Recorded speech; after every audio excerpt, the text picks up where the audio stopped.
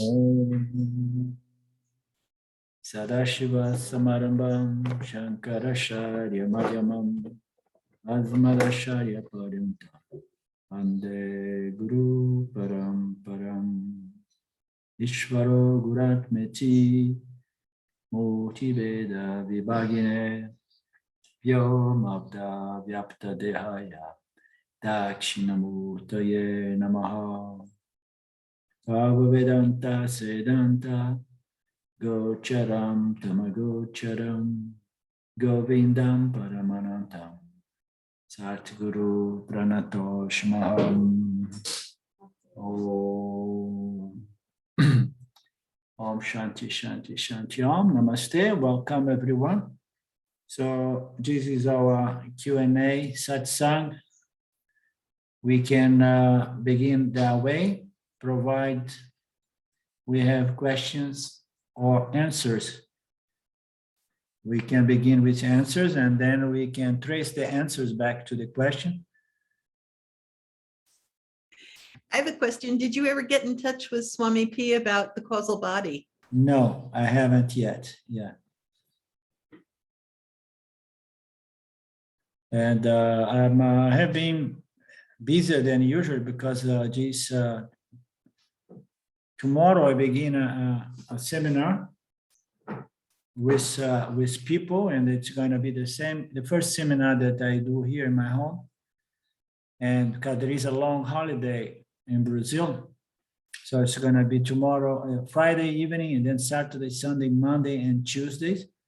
And there are still flights available, and you are all invited to come over. It's in Portuguese, but we can have Silvia translate it.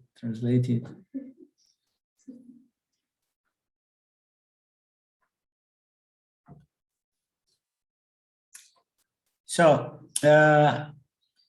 Lynn, you have another question? Not really, but I just wanted to thank you for last week's Q&A about the Jivatma. I just listened to it. It's just really, as Claudio says, clarifying, and was very helpful. Thank you. Yeah, that was a good satsang. But you were with us last week or not? I was visiting my sister. Oh, yes, that's right. You are not with us, yeah. Claudio, did you hear to that again? You said you were going to listen twice. Good. What if I hear again what? If you listened, no, it was Mark that told me that he wanted to listen again to that satsang about the jiva, the ego, and the subtle body. Oh, so we have this thing here. Can you hear that? It's the birds. No? Okay, good. Good you don't hear that.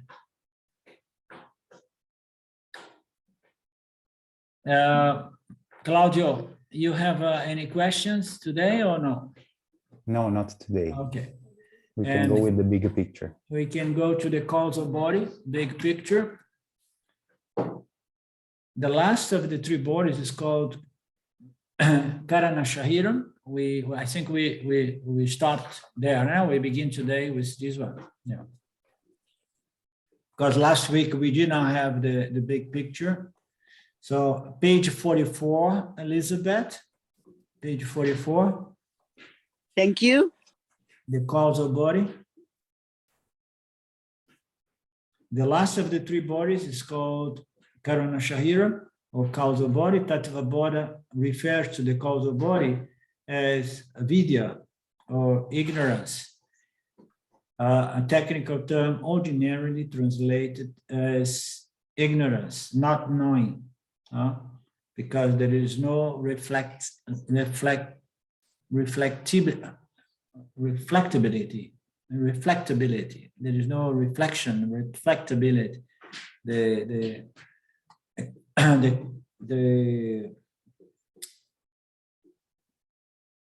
causal body, it is made of a certain substance which is rich in tamas.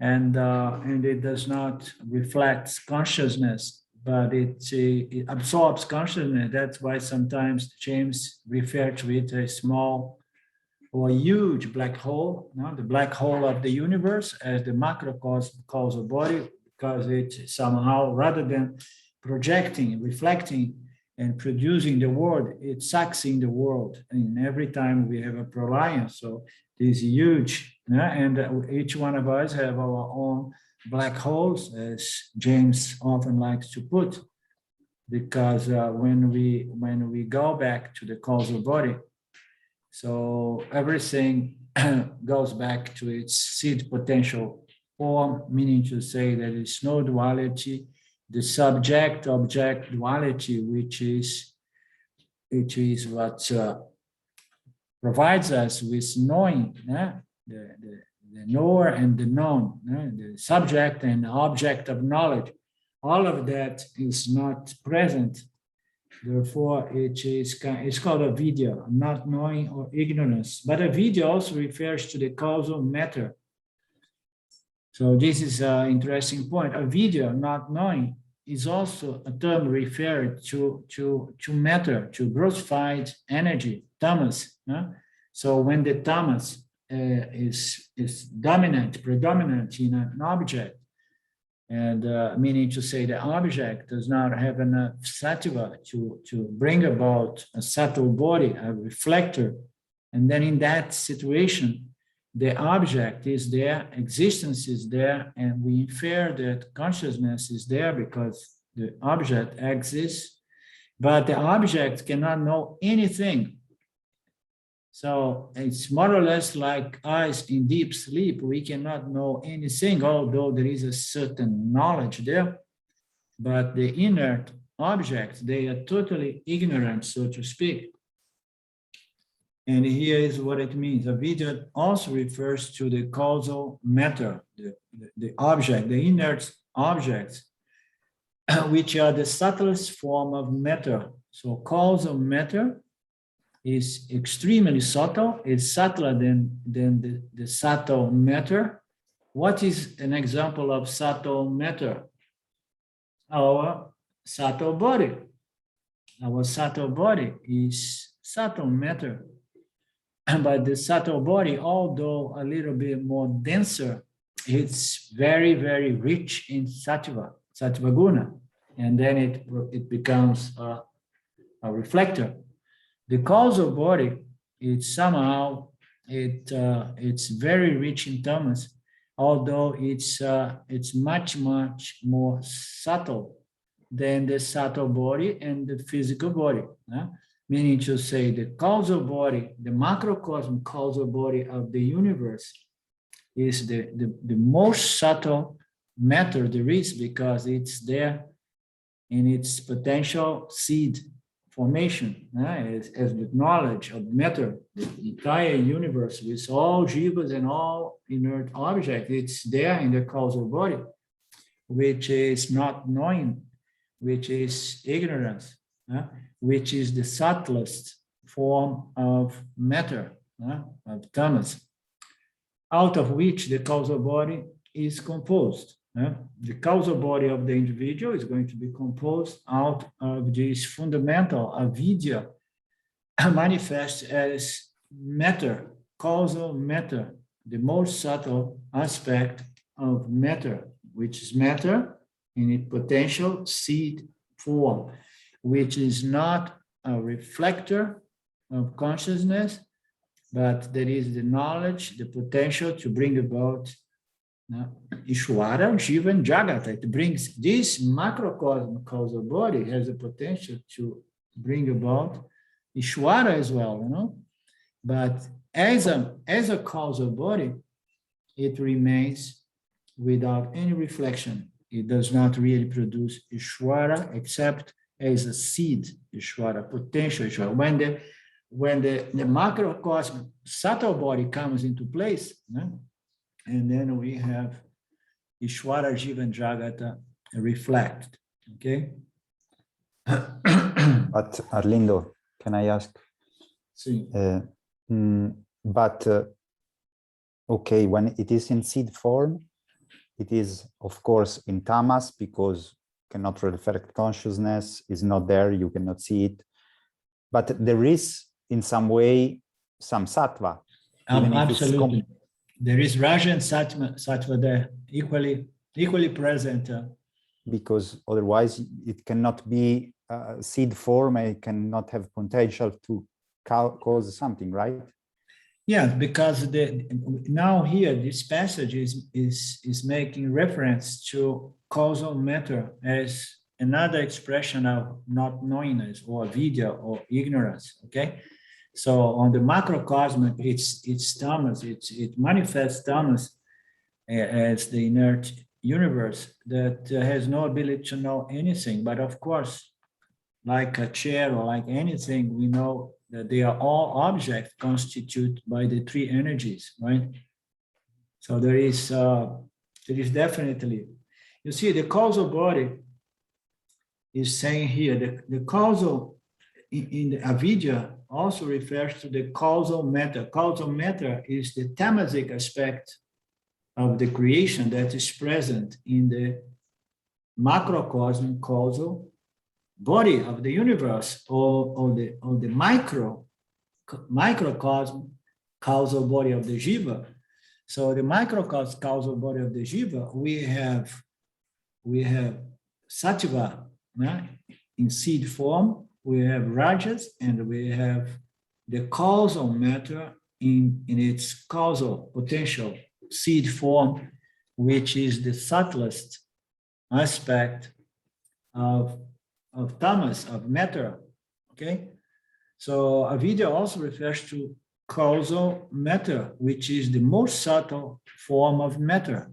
So when we see the jiva is shining with consciousness, because it has a good reflector, and then we have the jiva, we have the reflecting medium, and then we may say that this is a denser and a manifest aspect of sattva, which was inherent, in the causal body of the jiva. But in the causal body of the jiva, somehow I want to understand it better, and I thank you for reminding me, Lynn, that I want to contact some people for this discussion. So likewise, so we have the jiva manifest through its subtle body, but we know that as a causal body, the subtle body every night goes to deep sleep, and then the sattva that was manifest in a certain state called the awakened state, it becomes suppressed, and then when we see, so the jiva is mostly represented as a prana jiva by this extremely subtle matter called tamas, although there is sattva and rajas, but they are suppressed. So that is my understanding about this state. So the jiva requires in the awakened state to manifest fully. It is sattva guna potential, which is to provide the human sentience, the ability to know. That is in the awakened state. And then when we go into sleep, what happens? Sattva and rajas, they are suppressed. Sometimes we say as that we unfold the subtle body, it shrinks back or unfolds back into the causal body. This is not clearly presented. I haven't met yet teaching of Vedanta that explains in details in which way the subtle body, becomes a causal body. It shrinks back or unfolds back into the causal body, and then the causal body, you have rajas, sattva, and sattva, rajas, and tamas there. But as we know, it is in that state that we experience the avidya, and avidya, it's due to this very subtle causal tamas, no? Rajas, and sattva. Yes, you're getting some good insight there, Lim. Not really, but I was going to say that this discussion and the knowledge of the causal body, I totally accept based on inference from my experience in the subtle and gross body. But it is to me proof positive that the rishis had this knowledge revealed to them. There is absolutely no way that the causal body can be understood in the same way we understand subtle body and gross body, Yeah, because it's really not available to the jiva. yeah. It's So not, thank God for the rishis. yeah, we some of the teachings of Vedanta we take on faith, you know, on faith. How you say? Yeah. Why? Because we have no means to objectify the causal body. We have some hints coming from psychology, which is like there is something as the unconscious mind. What's the unconscious mind? And then they say, yes, it's most of your mind is unconscious. So the conscious aspect of our mind is like a small tip of an iceberg. So we can infer that there are a lot more to our mind that is somehow hidden to us, as most of the iceberg is hidden by water, below the surface of the water, and we know that by exploring a little bit this field of psychology, you know. So we can infer, but we can never objectify the causal body, because the causal body is the cause of the subtle body and the gross body. So an effect can infer certain cause, but can never objectify the cause, you understand? And because it's so subtle, it's we try to understand it by analogy. So we know that the seed of a tree contains the knowledge and the energy, yeah? The knowledge, the intelligence, and the energy to transform itself into a huge tree, yeah? But when we open this small little seed, we don't see energy in there. We don't see the raw material. We don't see the wood. How it's going to make a tree if there are no woods, there are no leaves in this seed, you know? If we would find small little piece of seed of leaves, and no, there is nothing there. There is only what? There is only intelligence. The tree is there in potential. So what is the potential of things? It's the knowledge of things. That's why most of the scriptures say in the beginning there was just knowledge, the word, the verb, and so on, you know. So we know that there is much in the invisible world of potential, you know. And I don't study physics, but people who study physics, they agree with all this realm of existence that cannot be seen, you know, and experienced objectively. So it's a tough subject to talk about the causal body, and let's see if we can do together a good job to understand our causal bodies a little bit better today. Avidya also refers to causal matter, the subtlest form of matter out of which the causal body is composed. Science tells us that matter is indestructible, and yet we often talk of the destruction of some particular single object, no? So the most evidently is the one we are not so much concerned about the destruction of a chair, the destruction of a car, the destruction of a house, but we are much concerned about a destruction of a thing called my own gross body. Yeah? But science is telling us that matter is not subject to destruction. Yeah? It can only be transformed into something else. Yeah?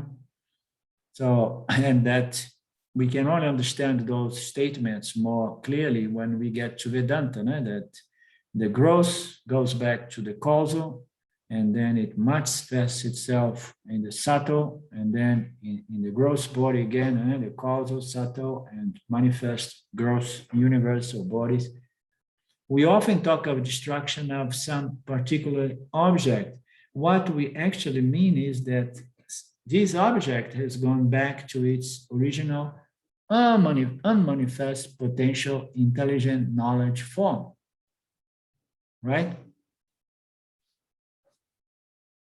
So what is the seed of the jiva? What is the seed of the jiva? Huh? Because we know that the jiva, it's beginningless, and it keeps going from the seed form to a fully manifest human being, and then it's destroyed, apparently destroyed, but only the physical body is destroyed. But when the physical body is destroyed, that is the seed of this physical body, that it survives and it stays until it brings about another physical body. No?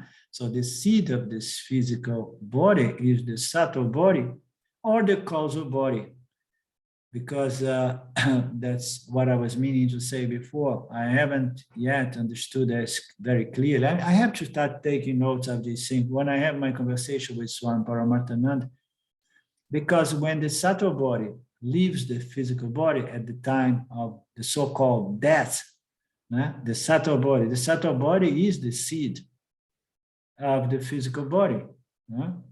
But the subtle body is said to be an effect of the causal body. You understand? So the subtle body, it leaves the physical body, but still remains somewhere, nobody knows. They say that there are locusts, or we may stay on some of these locusts, experiencing, like in dream, experiencing the contents of our mind, like we experience projecting the dream world.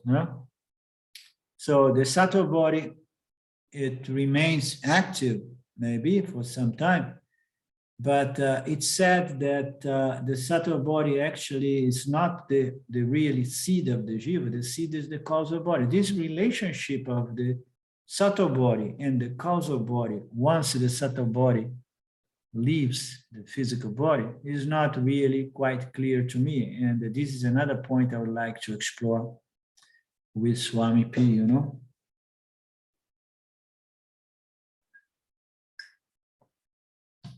Yes, Lynn? Your mic is closed. Sorry.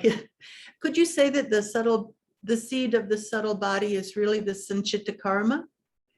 And if there is a subtle body enjoying some loka somewhere, or not enjoying, then could you say that that's kind of a residual of prarabdha karma?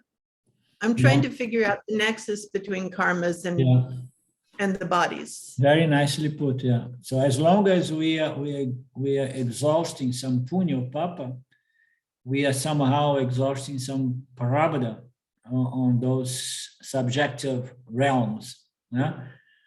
And sanchita is that somehow that is going to be comprised as something beyond that which I can exhaust in these subjective realms. Because it said, this is another very subtle and good point. It says that the soul, it remains still exhausting some punya and papa in some of these different lokas, like in a dream. But if someone would exhaust 100% of one's papas, so, suppose I have a lot of papa and then I leave and I'm going to experience some really difficult subjective conditions or states or lokas, and I'm going to experience real huge nightmares, a lot of suffering. But then I paid all my sins. I don't have any more papa to be exhausted. And then I can come back here with a clean sheet, and come here to enjoy life without any consequence from all my papa actions from my previous births. So it's not really like that. It seems that we exhaust some of this punya and papa, but yet it's those punya papas that are not fully exhausted is what's going to bring about the body of our vasanas, our sanchita. Our sanchita there is going, so vasana load, and it's going to bring about this new jiva and its setting of circumstance, and it's a meritorious system, So this was very nicely put by you, sanchita and parabhada. So as we exhaust some of these, we still exhaust some parabhada. And but it goes beyond that, and sanchita is going to bring us back here into the physical realm, so that we can exhaust some more punya papa. Because we know that when we are born here, we come with what? We come with our bag of punya karma, punya papa. We're gonna go through the difficult experience so that we can exhaust papa, and we're going to enjoy favorable circumstance so that we can exhaust punya, our positive savings and our negative savings. And then we keep acting out with a sense of doership, and by doing so, we keep producing more punya and papa. So our account never comes to zero completely, because we are all the time producing punya papa. Anything, Sylvia, to say, to add?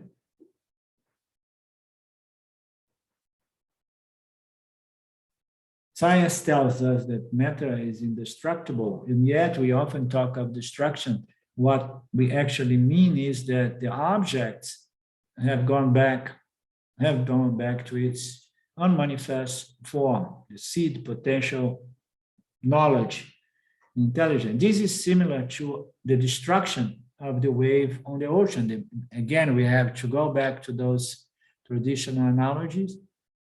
And the wave, it resolves itself into the ocean. Apparently, it is there as ocean and never to come back again. But guess what?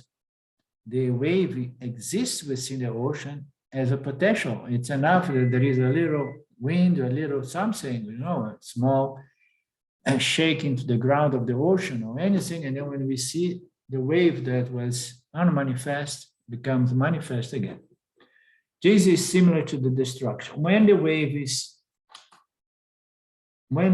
seemingly lost, the material of the wave has merged back into the ocean. Having returned to the unmanifest state, it will again come back into manifestation as another wave. And so the process goes on. The scriptures say that during pralaya, I now remember pralaya and all of these things, that we need to take as it said to be trust value, faith value. Is that an expression? So we heard that there is such a thing as the day and the night of Brahman, and there is a pralaya, a time in which Maya gets tired, and then it says, so I will stop producing, and I will suppress this universe, bring it to its potential seed form, and let it sit for some trillions of years.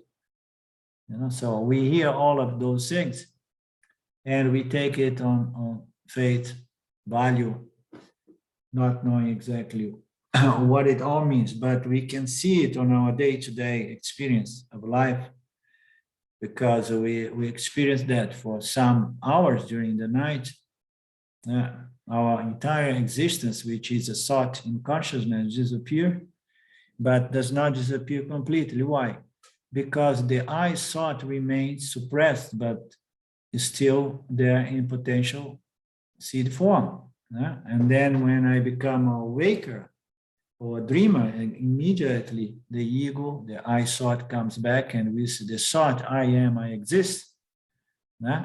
Like Lynn said the other day, that the jiva is just a thought, and that sometimes can be a little bit like shocking. I am just a thought. This thought about my existence comes back in the awakened state, and then the world, my story, my memories, everything comes back. My karma, my sanchita, my prarabdha.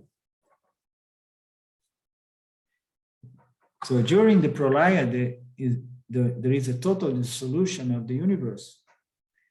In that case, all the gross and subtle bodies, now we are not talking about the mini pralaya, the micro pralaya of the jiva. The jiva goes in pralaya every day during the deep sleep state. Everything disappears. Now we are talking on the macrocosm, which is a total dissolution of all jivas and all inert objects. Everything goes back into the invisible, unmanifest seed form. It's called pralaya. All the gross, all the subtle bodies, they all shrink back into what? Into the universal causal body, macrocosm causal body, in which Shvara, Jiva, and Jagata is contained there as seeds, potential. That is the invisible tree in the seed. That is the invisible universe, okay, which was shrank into the seed of the universe, which is the causal body. This unmanifest form is called the causal body, the macrocosmic causal body of the universe, and the microcosmic causal body of every individual jiva. So far, so good, Claudio?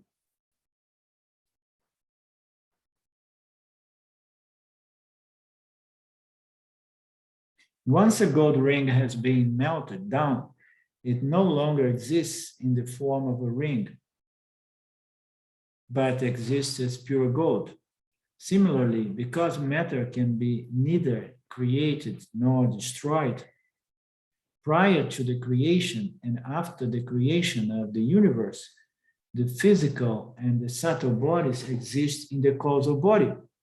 The causal body functions as the source of all forms and also the ground of their resolution, such as gold is the origination of all gold ornaments, and it's also the base, the ground on which all ornaments are resolved and melt back. So the causal body functions in two ways: as the source for all forms, but also as the ground on which every form comes back. So it projects and then it receives back. It's the ground. Everything is resolved into the seed causal body. Unlike the gross and physical bodies, the causal body is not experienceable to either myself or others. So the gross and physical bodies, unlike the gross and physical bodies, the causal body is not experienceable to either myself or others. So in the subtle body, we say that the subtle body is not experienceable to others, but I experience my subtle body because we experience our mind, the thoughts that are running, the emotions, and so on. But here, going back to what was said before, here, in this case, it's the causal body is not experienceable to either myself or others. So nobody can experience the causal body.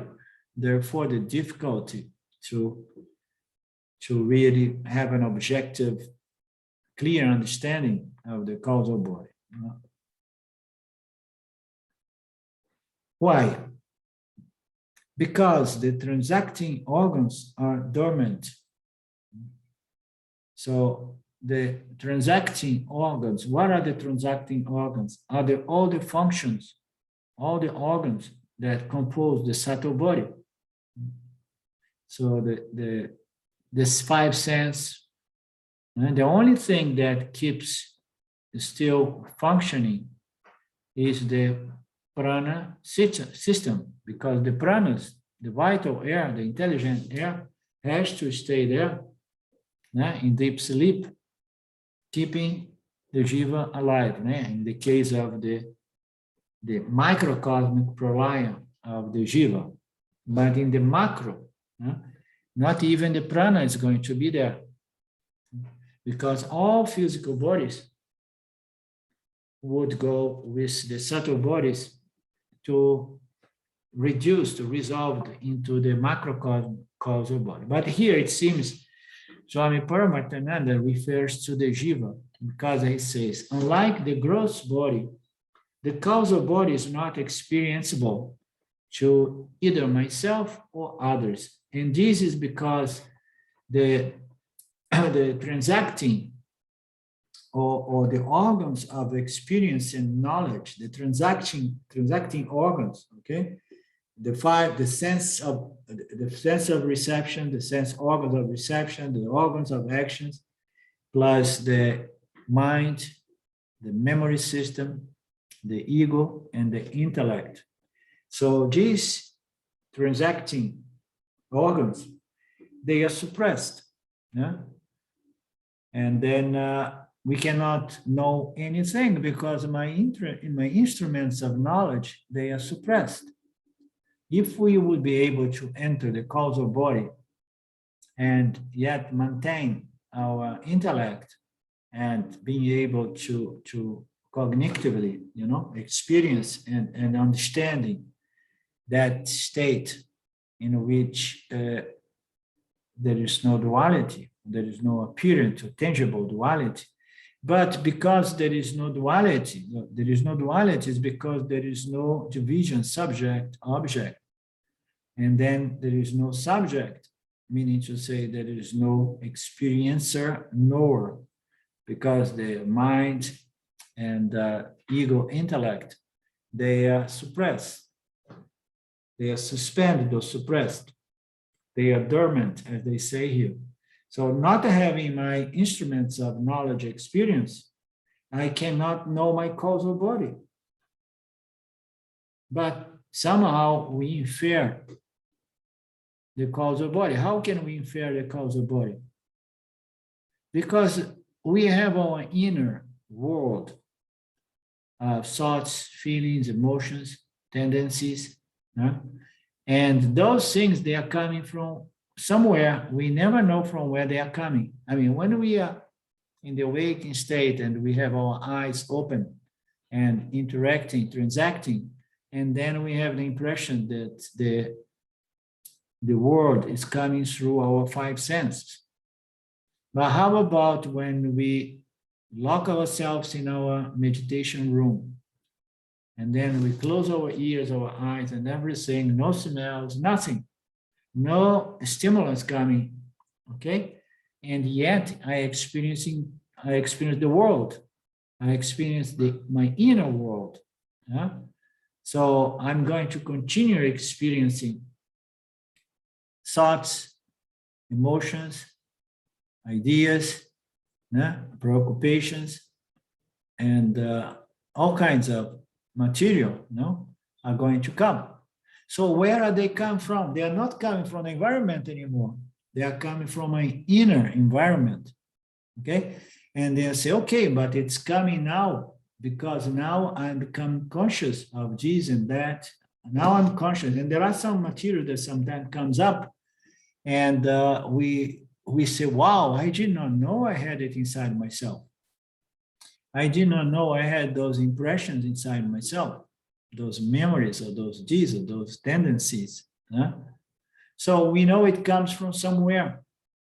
It comes from somewhere in which it is not known to us because it is unconscious. It comes from our subconscious or unconscious mind. It is the basement of our mind, is the subconscious or unconscious mind. It's all in there. And we throw a lot of stuff in there, like in the United States. Every middle-class person has a garage, and everything that does not serve us, we stick in the garage. And then after some time, the car can no longer enter the garage. And the same way, we keep throwing things into our unconscious, subconscious mind, and things that we don't resolve well, they are stored there. So it's all coming from there. We don't have the intellect to understand them there where they reside, where they are deposited. But we have our intellect back to us when we become the awaker. And then as the awaker, I have the intellect, and then I see all this material coming from my inner world. Once we understand that's coming from myself. But where is it coming from? It's coming from the causal body. So, and then we can have a hint of our causal body by experiencing its effect. Its effect is all this inner, subtle material or world of thoughts, feelings, emotions, sensations, that keeps surfacing in our conscious mind. So we cannot know our causal body. Others cannot know. My intellect is dormant, but I can understand it because my causal body manifests itself consciously in myself as a waker, and then I can say, oh, okay, so this is coming from my causal body. Now that I understood that there is something more beyond the mind, the subtle body, which is the subconscious mind or conscious mind. Or thinking, knowing, and perceiving take place in the subtle body alone. Everything takes place in the subtle body, but the causal body is that into which the physical and the subtle body have been resolved. So every day the jiva resolves the physical body, the eye thought of the awaker, the eye thought of the dreamer, all of that resolves itself into the causal body. And out of the causal body, it comes back to become the dreamer and the awaker.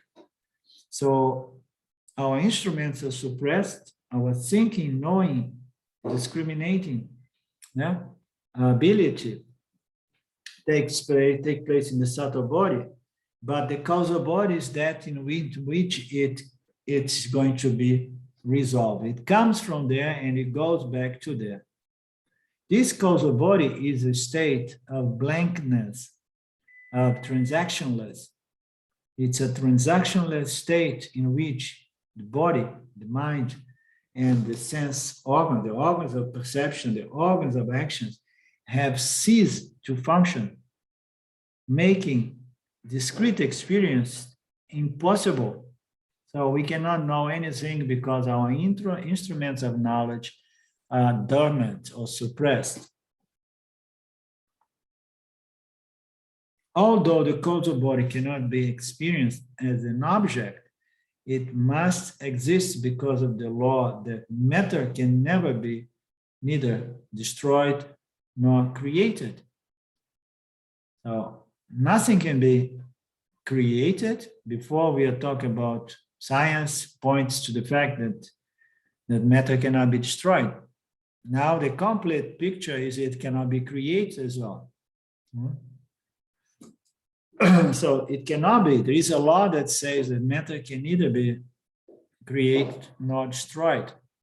So my subtle body and my causal body was not created in the morning out of nowhere, because nothing comes from nothing. It was there as the causal body, as the knowledge potential seed form, seed of knowledge. Therefore, although the causal body cannot be experienced directly, it must exist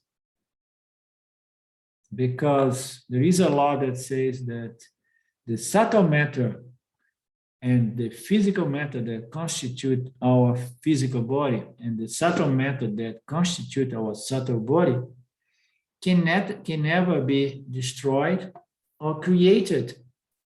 Okay, it was already there.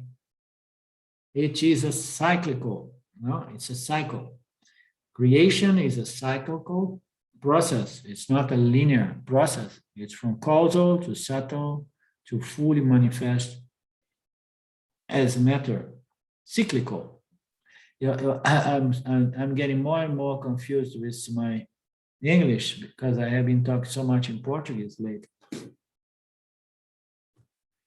The causal body is fully unmanifest, period. In Sanskrit, it's called nirvikalpa, which means a state in which all distinctions, there are no division. Nirvikalpa means no division.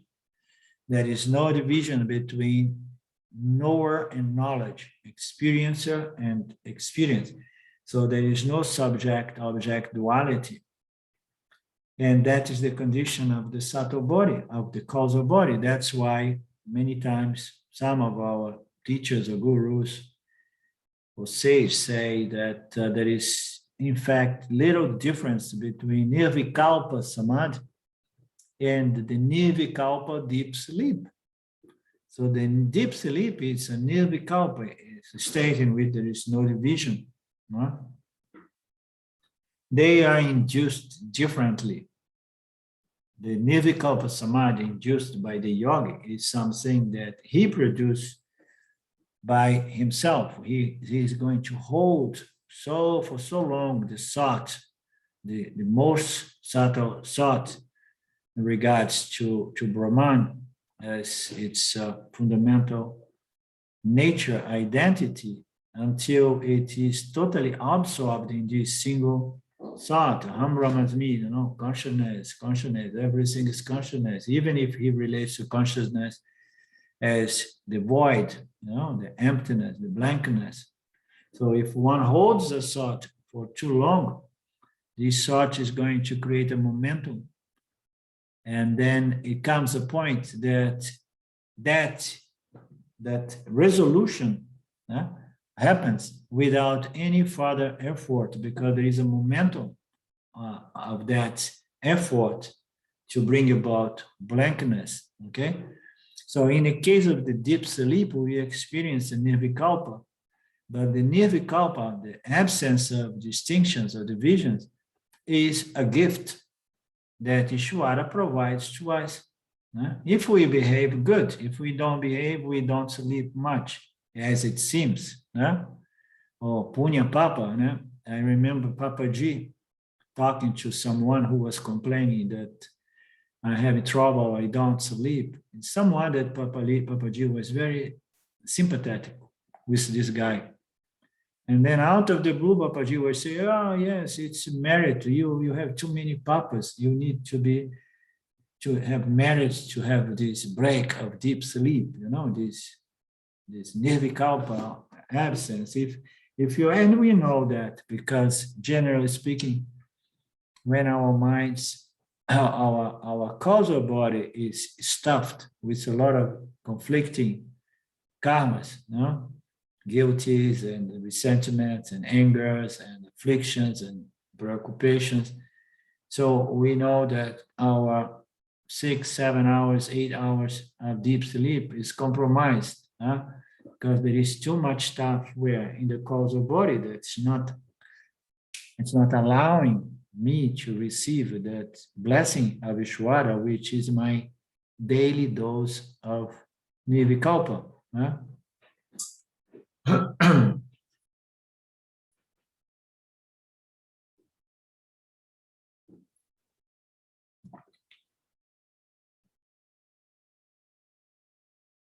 Nirvikalpa is a state in which distinctions between the subject and object are dissolved.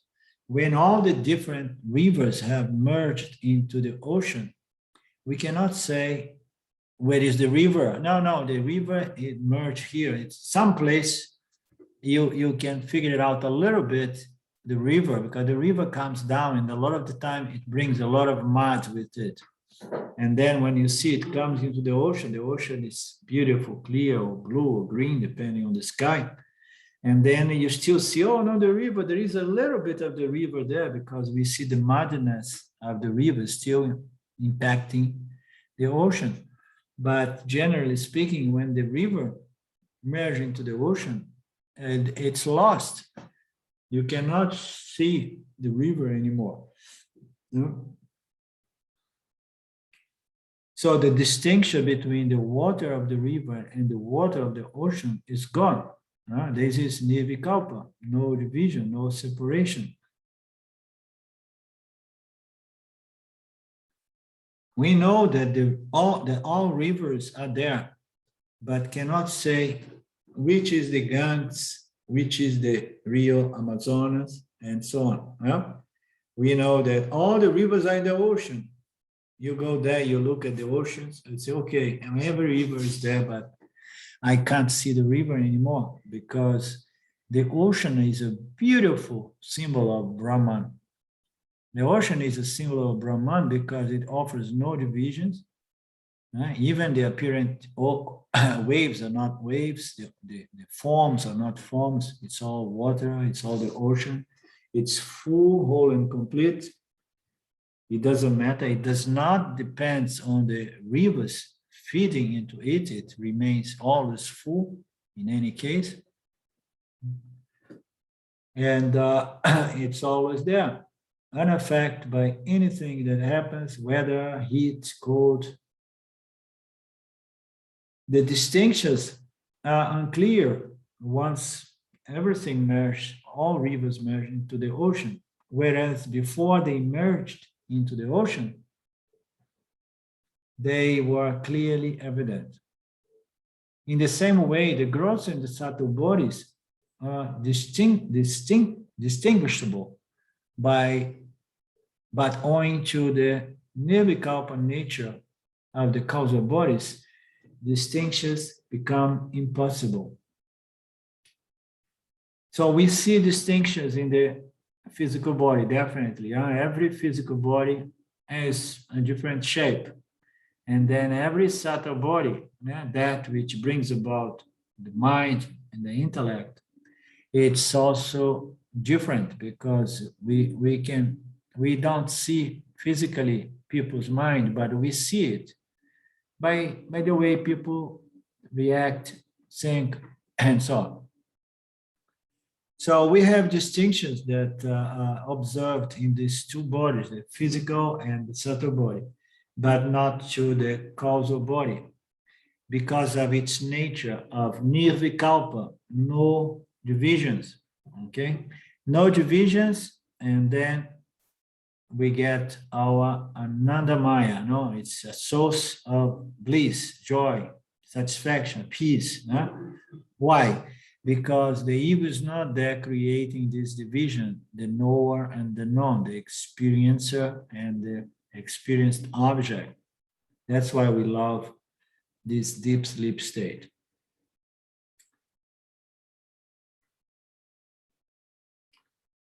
Anything to say more about the causal body?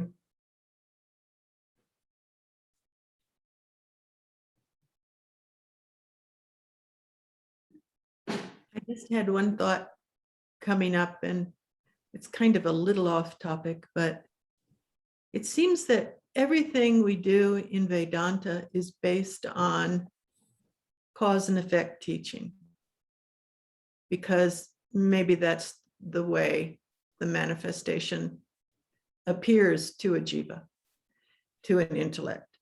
But if in fact we put aside the cause and effect teaching for the projection teaching, then Vedanta becomes kind of irrelevant in a way. I'm sorry, I don't mean irrelevant in that. I don't mean to denigrate the teaching, but it kind of gets subsumed into the projection theory, and we can kind of dismiss cause and effect, can't we, a little bit? No, not as jivas, but as awareness. Yeah, definitely. So these two theories of creation, they are based on exactly this. From the standpoint of Mithya, from the standpoint of Ishvara, Jiva, and Jagat, a creation is a process of cause and effect in which the effects, they become cause, they interact with the other effects and everything. It's a very, very huge, complex equation. From the standpoint of Ishvara, Jiva, and Jagat, the universe is created. And although pointed out by Vedanta that is cyclically, it's from the causa, and science is coming to the same conclusion. But and that's what it is. It's cause and effect. Everything is affecting in the field, and then bring about a new cause that produce new effects and so on. Now this is causality. It's Mithya. So we analyze experience. Vedanta is analysis of experience. So we need to understand the laws in causality. That's why we need to understand Ishvara, Jiva, and Jagata, and the way everything impacts everything else, so that we can begin correlating our actions with our prarabdha karma and understand the game here. So this is Mithya. It's a universe that is created, but from the standpoint that evolves through causality, from the standpoint of the fundamental nature of Ishvara, Jiva, and Jagat, which is Satya, this is just a mere projection. You understand? It's just a mere projection, like a mirage. There is nothing really happening. It appears to be happening following certain laws, being causality, the most fundamental. Okay, the most fundamental law of the universe is causality. And then there are laws within that law, okay? So from Satya, when we stand away from Mithya, and then we know, now this universe is as good as a mirage, is just a superimposition, a projection, an apparent mirage, okay? And so on. So from that standpoint, and then all these analysis of Ishvara, Jiva, and Jagata is useless, and that is a fact. But unless we go through all of that, we never comes to the point to truly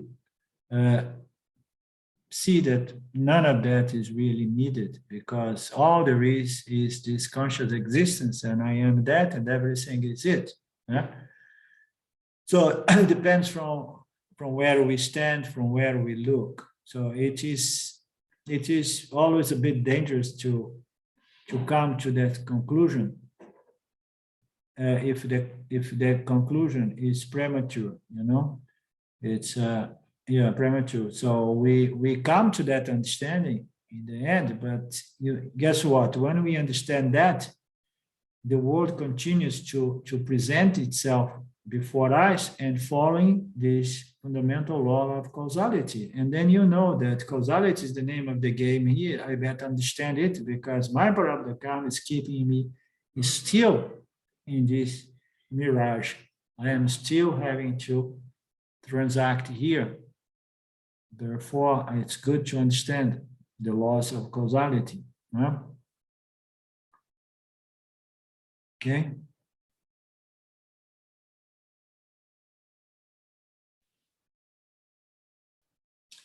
Okie dokie. So we meet again soon.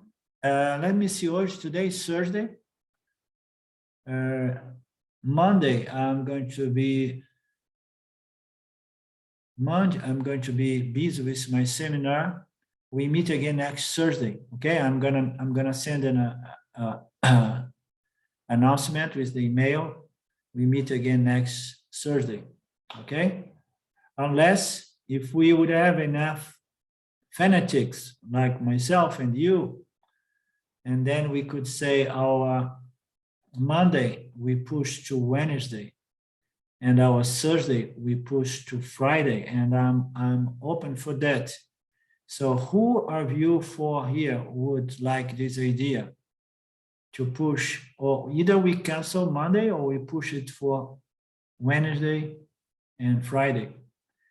I don't know how popular that idea will be. I have an appointment on Wednesday, but also you might be ready to give your voice a rest. Yeah, okay. Then we do that. We meet again next Monday. Next Monday? No, Thursday. Okay. Om Purnamada Purnamidam Purna Purnamudachyate Purnasya Purnamadaya Purnamevavashishyate. Om Shanti Shanti Shanti. Thank you, Lord. Thank you, my friends. Namaste. You. Meet again, Ishwara willing. Ciao. Ciao, ciao. Thanks, Arlene. Thank you. Thank you.